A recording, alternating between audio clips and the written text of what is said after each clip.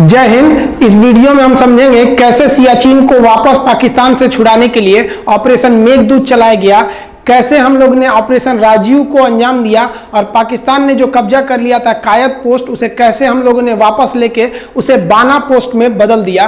तो इस वीडियो में हम भारतीय सेना के उस गौरव गाथा की चर्चा करेंगे जिसकी पूरी दुनिया कायल है, क्योंकि दुनिया का सबसे ऊंचा युद्ध का मैदान जहां पर -55 डिग्री सेल्सियस टेम्परेचर रहता है, वहां पर भारतीय सेना दुश्मन का मुकाबला की। ये बड़ी बात नहीं है कि उन्हें हराया, बड़ी बात यह है कि उन कपड़ों में हराया जिन कपड़ों में यदि आप उन सियाचिन ग्लेशियर पे चले जाएंगे तो आपको ठंड से आपका शरीर जम जाएगा, काला पड़ जाएगा और काट के निकालना पड़ेगा। और वैसे कपड़े जो वहां लड़ने के लिए उपयुक्त नहीं थे, बावजूद अपनी हिम्मत के दम पर कैसे भारतीय सेना ऑपरेशन मेघदूत करके सियाचिन ग्लेशियर को जीत कर लाई।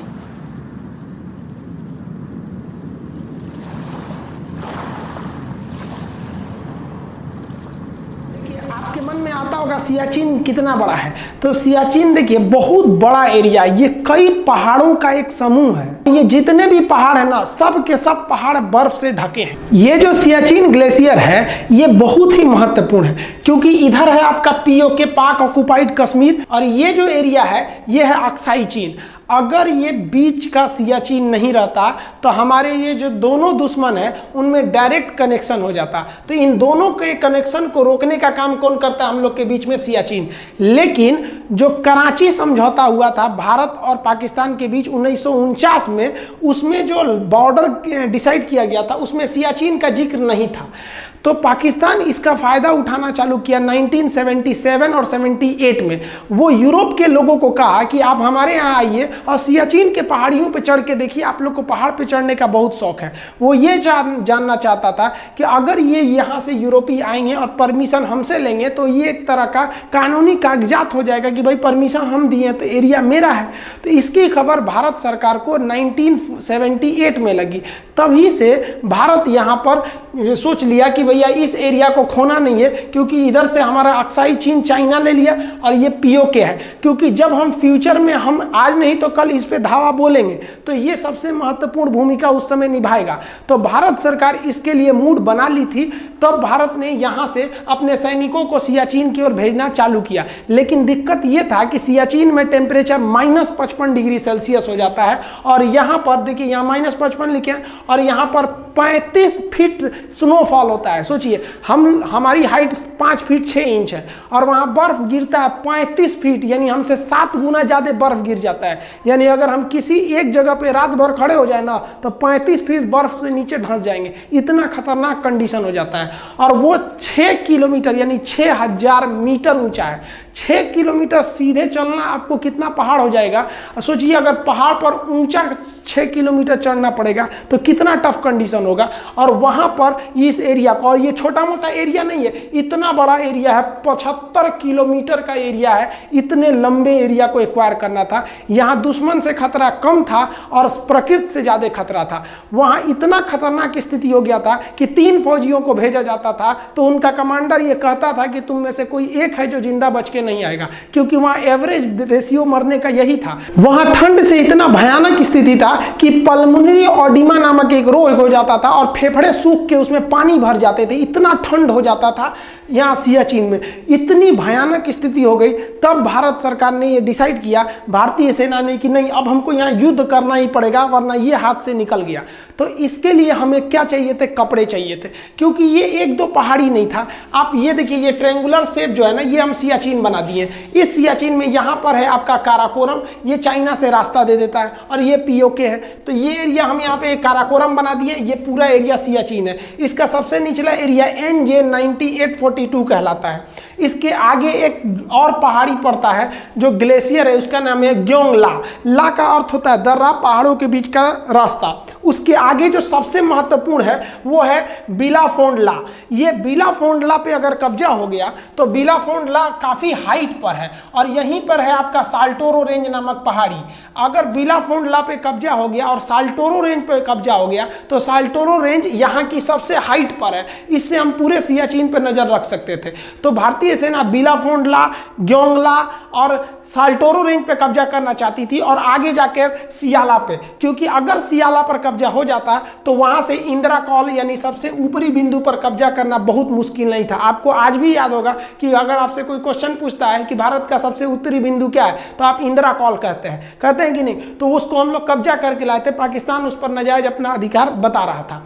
इस पर कब्जा करने के लिए सबसे ज्यादा जरूरी था कि हमको उतने ठंड पर लड़ने के लिए कपड़े चाहिए थे, उतने ऊपर पहाड़ पे चढ़ने के लिए पैराशूट की रस्सियां होती हैं, इक्विपमेंट होते हैं जो भारत में नहीं बनते हैं, यूरोप में बनते हैं, वहां से लाना था। तो भारतीय सेना ने डिसाइड किया कि हमको 1984 में युद्ध करना है गर्मियों के दिन में, लेकिन वहां पर हमको लड़ने के लिए ये इक्विपमेंट चाहिए थे, तो हमें खरीदने के लिए वो इक्विपमेंट यूरोप जाना था।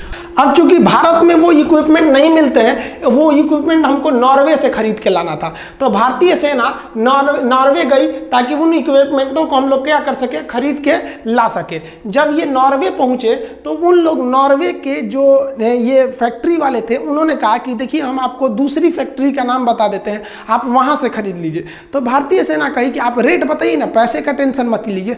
तो कहा कि पैसे का टेंशन नहीं है, हम आपको 2 साल तक ऐसे कपड़े और ये तरह के इक्विपमेंट नहीं दे सकते हैं, क्योंकि हमारे पास ऑलरेडी इतना ना ऑर्डर आ चुका है कि हम उसी को पूरा नहीं कर पाएंगे और हमको हर हाल में इसी साल उस ऑर्डर को पूरा करना है। तो भारतीय सेना ने कहा कि चलो भाई हम दूसरी कंपनी से ले लेते हैं, कहीं से भी खरीदना है। तब तक उसी बीच भारतीय सैनिक को दिमाग में आया, पूछते हैं कि खरीद कौन रहा है। तो उनसे पूछा कि आप ये इतना ज्यादा ऑर्डर किसके लिए ले हैं? तो कहा कि पाकिस्तान का ऑर्डर है। भारतीय सेना एकदम शक रह गई कि बाप रे बाप, हम अभी मोलाई करने आए हैं, उसे जरा ऑर्डर दे के बैठल है, हम लोग से तो आगे निकला है, और यहाँ जो पहले पहुंचेगा जीत उसी की होगी, क्योंकि इतना हाइट पर ये एक एरिया है कि अगर एक तो कपड़े उनके पास है, आप कपड़े हो जाने की वजह से उनके ऊपर सबसे बड़ा खतरा जो प्रकृति का था वो तो टल जाता। अब क्या होता, अब भारतीय सेना के पास कपड़े ही नहीं थे, अब वो वहां चढ़ जाते। सियाचिन में स्नोफॉल की वजह से देखिए ये हालात हो जाते हैं, फौजी जो होते हैं ना आधा धंस जाते हैं, सब इतना इतना धंस के वहां ड्यूटी करते हैं बर्फ के बीच में। और भारतीय सैनिक के पास उस वक्त कपड़े नहीं थे जो इस ठंड को रोक सके। अब भारत के सामने 2 रास्ते थे, अभी मरो या 2 महीना बाद मरो, क्योंकि 2 महीने बाद उन लोग पूरा का पूरा कपड़ा सप्लाई कर देते पाकिस्तान को, और तब भारत के पास क्या करना पड़ता।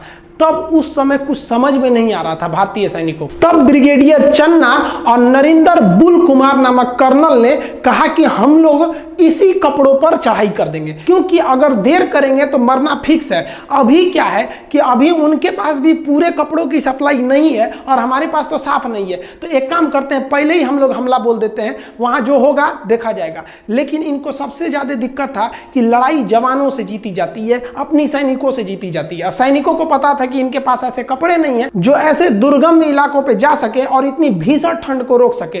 तब इन अधिकारियों ने अपनी सैनिकों से कहा कि भारत मां के लिए आज तुम्हें बलिदान करना पड़ेगा, क्योंकि हमारे पास कपड़े नहीं है लेकिन हमें युद्ध हर हाल में लड़ना पड़ेगा। क्या आप लड़ने के लिए तैयार हैं?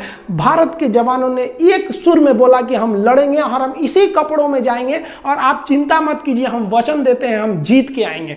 और भारतीय सैनिकों का जब ये साहस देखा तो ब्रिगेडियर चन्ना एवं कर्नल नगेंद्र बुल ने तुरंत डिसीजन लिया कि भारतीय सेना को अब कहां पर भेज दिया जाए, सियाचिन ग्लेशियर पर। सियाचिन ग्लेशियर पर हम ज्यादा हथियार नहीं ले जा सकते थे, इसलिए हम लोगों ने मोटार को लेके गए। मोटार एक छोटे आकार का तोप होता है, अपने साथ मोटार लेके गए, आरपीजी लेके गए। आरपीजी जो होता है ना, रॉकेट प्रोपेल जो होता है, ग्रेनेड लॉन्चर होता है। आरपीजी ये ग्रेनेड होता है, ये आरपीजी, ये इसको आप लोग रॉकेट लॉन्चर भी बोलते होंगे। और एचएमजी लेके चले गए, हैवी मशीन गन, ये अपने साथ लेके आगे बढ़ने लगे सियाचिन ग्लेशियर के लिए। लेकिन इन्हें ब्रिगेडियर चन्ना ने सख्त आदेश दिया था कि कुछ भी हो जाए उन पहाड़ों पर जाके आप लोग अपना रेडियो सिग्नल मत ऑन कीजिएगा, वरना जैसे आप रेडियो सिग्नल ऑन कीजिएगा वहां पर तुरंत इसकी खबर पाकिस्तानियों को लग जाएगी। लेकिन जैसे हमारी सैनिक ऊपर की ओर बढ़ने लगे तो हमारी सेना का जो रेडियो ऑपरेटर था उसे पल्मोनरी ऑडिमा हो गया, उसके फेफड़े में पानी भर गया। अब उसे वापस ले जाना जरूरी था, तो उसे ऐसे दुर्गम में पहाड़ियों पे जब चढ़ने के बाद उतारना था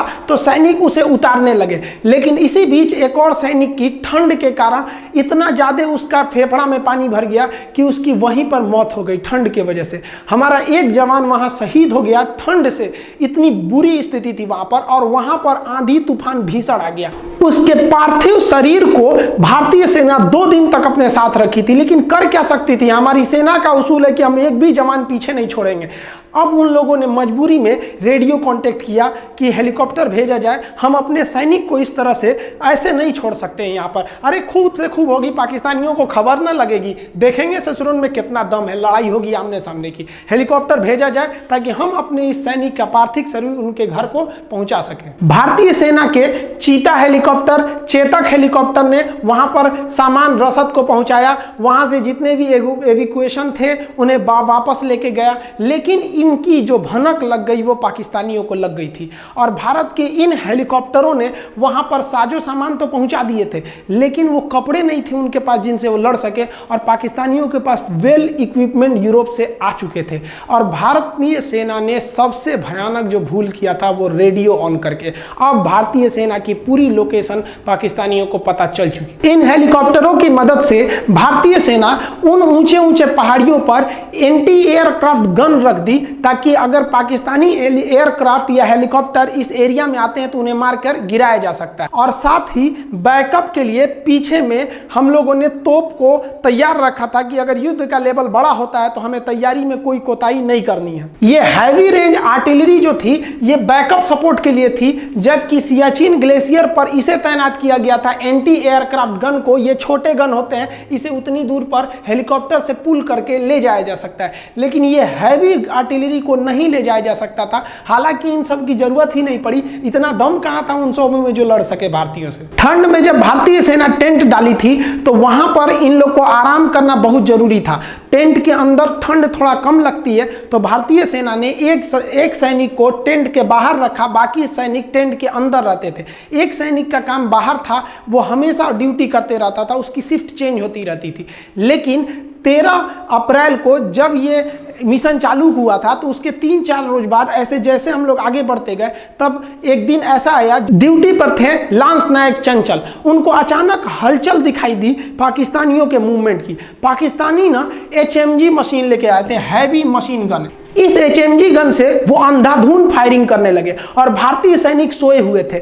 यहां अगर 5 मिनट की देरी होती तो वो लोग सो रहे भारतीय सैनिकों को मौत के घाट उतार देते। यहां सबसे बहादुरी का काम किया था लांस नायक चंचल ने। उसने अपनी राइफल से इस भयानक मशीन गन का मुकाबला करते हुए सीधे रणभूमि में कूद गया और गोली मारना चालू किया। और जैसे गोली चालू किया तो इधर से भी फायरिंग हुई, उधर से भी फायरिंग हुई। इस फायरिंग की आवाज सुनकर भारतीय सैनिक उठ गए। तब तक यहां से लांस नायक चंचल ने ये HMG चला रहे पाकिस्तानी के ठीक हेडशॉट किया था। जैसे गोली मारा, यहां से चंचल ने गोली मारा और वहां से पाकिस्तानी गोली आके सीधा हेडशॉट किया लांस नायक चंचल को। लांस नायक चंचल की उंगलियां उसके बाद भी बंदूक पर थी और वह मरने के बाद भी गोली चलाता रहा था।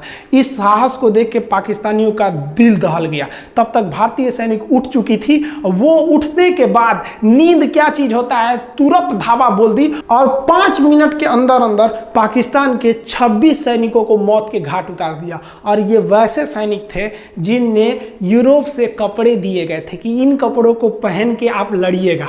भारतीय सैनिकों के पास तो एक ही चीज की कमी थी, इन कपड़ों की। इस ससुरा क्या करेगा सर, उगारे कर दिया लोग, उसको ले जाओ ससुरा खोलकर। अब भारतीय सैनिकों के पास जो कपड़े की कमी थी वो कपड़ा तो अब हो ही गया। अब इधर जो पाकिस्तानी थे वो ओवर कॉन्फिडेंस में थे।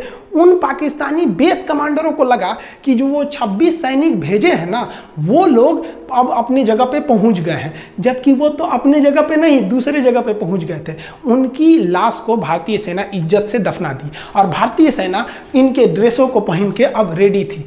पाकिस्तानी फौजी जो थे बेवकूफ़ सब, उन लोगों ने जो रसद था, जो सामान थी या जो ड्रेस एक्स्ट्रा थे वो ले आके यहाँ गिरा दिया। उनको लगा कि ये जो पाकिस्तानी सैनिक ड्यूटी कर रहे हैं, वहाँ ड्यूटी कर रहे थे भारतीय सैनिक। आज भी वहाँ जो ड्यूटी करते हैं ना भारतीय सैनिक, को पाकिस्तान के पैसे से खरीदे हुए जो ड्रेस भेज दिए थे वही पहन के ड्यूटी करते हैं। सोचिए कितना बुरा लगता होगा पाकिस्तानियों को जब भारतीय सैनिक को जो वर्दी देखते होंगे सब, तो क्या सोचता होगा, ससुरा कहीं का हम खरीद के लाए थे, हमारा वर्दिया ले लिया यहाँ पे। ठीक किया सचुरा, तुमने औकात में रह के लड़ाई लड़ो ना, ये क्या मतलब हुआ, कुछ कर देंगे। इस पहली कामयाबी के बाद भारतीय सैनिक का मनोबल अपने 7वें आसमान पर था और इन्हें अब किसी चीज की कमी नहीं थी। अब ये लगातार आगे बढ़ते रहे। ये ग्योंगला, बिलाफोडला, साल्टोरो रेंज, सियाला कब्जा करते हुए आगे बढ़ते रहे और बहुत ही जल्द देखते देखते भारतीय सेना ने पूरे सियाचिन को अपने कब्जे में ले लिया। ये बिलाफोडला है। अगर यहाँ पर आर्मी पहुँच जाती तो यहाँ से हम नुब्रा वैली, यहाँ जहाँ से नुब्रा नदी निकलती है, वहाँ के रास्तों को हम बंद कर सकते थे। इसलिए बिलाफोडला को कब्जा किया गया ताकि वहाँ से जो पाकिस्तानी एंट्री कर रहे थे उसको रोका जा सके। यहाँ देखेंगे ये जो बिलाफोडला है, यहाँ से जब नदियाँ, ये ग्लेशियर का बर्फ पिघलता है तो ये जाके मिल जाता है इस नुब्रा नदियों में। ये नुब्रा नदी है, यहाँ से बहती है और ला का अर्थ क्या होता है? पतला रास्ता। यहाँ से पतले रास्ते भी जाते हैं नुब्रा नदी के बगल से। बिलाफोडला के कब्जा के बाद अब आर्मी जो थी वो सियाला की ओर बढ़ रही थी। सियाला में पहाड़ियों की जो ढलान थी वो एकदम खड़ी थी, जहाँ पहुँचना काफ़ी दुर्गम में था। आर्मी को जो सबसे बड़ा फायदा हुआ था वो इस साल्टोरो रेंज को लेकर था, क्योंकि वहां की सबसे ऊंची पहाड़ी साल्टोरो रेंज है। साल्टोरो रेंज के पश्चिमी साइड में हम पाकिस्तान पर नज़र रख सकते थे और साल्टोरो रेंज के पूरब में हम इस साइड में चाइना पर नज़र रख सकते थे। तो उस समय इस पहाड़ी पर कब्जा करना सबसे ज़रूरी था और इसको कब्जा जब कर लिया गया तब तो पाकिस्तानियों की रीढ़ टूट गई, क्योंकि यह साल्टोरो रेंज से आप अगल बगल के किसी भी एरिया पर नज़र रख सकते हैं। अब आप सोचिए कि इस दुर्गम में पहाड़ी पर चढ़ना कितना मुश्किल होगा। यहाँ से नुब्रा वैली पर नज़र रख सकते हैं, उधर से जितनी भी घाटियाँ आ रही हैं वहाँ से हम नज़र रख सकते थे। तो ये साल्टोरो रेंज को कब्जा किया गया। अब यहाँ से कोई भी मूवमेंट जो थी वो आराम से हमको दिख सकती थी। यहाँ पे देखेंगे कोई भी पहाड़ी रेंज है या किधर से भी देखेंगे। अब ये नुब्रा वैली है, इस एरिया से निकल जाएगी यहाँ पे और ये एरिया चला जाएगा पाकिस्तान की ओर। तो हम लोगों ने सबसे पहले साल्टोरो रेंज को कब्जा कर लिया। अब जब कब्जे में ले लिया तो नॉर्वे जो था पाकिस्तान फोन किया, महाराज कपड़वा बन गया आपका, ले जाइए कपड़ा। अब यहाँ पे अब बचा कौन है? आप कपड़ा पहन के ईद में घूमिएगा अपने। कुमायूं रेजिमेंट के वीर जवानों ने और लद्दाख स्काउट के बहादुर सैनिकों के दम पर साधारण कपड़ों में भी अजय कहे जाने वाले सियाचिन ग्लेशियर पर भारत का प्यारा तिरंगा लहरा दिया गया।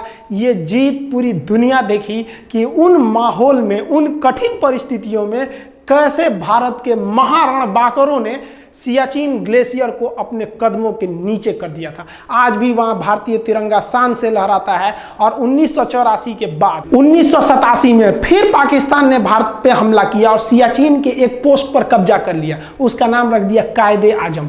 जब यह कब्जा किया तो भारतीय सेना का पंजाबी सिपाही सूबेदार बाना सिंह का खून खौल गया और उसने कहा कि आप मुझे जिम्मेदारी दीजिए, मैं अकेले उसे जीत के ले जाऊंगा। और सूबेदार बाना सिंह ने उस पाकिस्तानी पोस्ट कायदे आजम पर अकेले युद्ध किया और अपनी कंपनी को लीड करता हुआ गया और पाकिस्तानियों को उनके बंकर में घुस कर मारा। उसके बहादुरी को देखकर भारत सरकार ने उस बंकर का नाम कायदे आजम से बदलकर उस बंकर का नाम बाना सिंह बंकर रख दिया। आज ये बाना सिंह बंकर, सियाचिन ग्लेशियर तो ऊंचा है, उसमें भी सबसे ऊंचा युद्ध का मैदान है और सबसे ऊंचा भारत का बंकर है। इसके बाद फिर पाकिस्तानी ने 1989 2 साल बाद फिर हमला किया, लेकिन क्या फर्क पड़ता है भाई, आप हमला करते रहिए, कोई फर्क नहीं पड़ने वाला है। तब से लेकर आज तक सियाचिन भारतीय सेना के नियंत्रण में है। इस प्रकार 1984 में जो भारतीय सेना ने अपना ऑपरेशन मेघदूत चलाया, उसके सामने पाकिस्तानी सेना का ऑपरेशन अबाबिल धूल चाट गया। उसके 3 साल बाद पाकिस्तान जब दोबारा आया 1987 में, तो ऑपरेशन राजीव चलाकर फिर से उसे वापस खदेड़ा गया बाना सिंह के नेतृत्व में।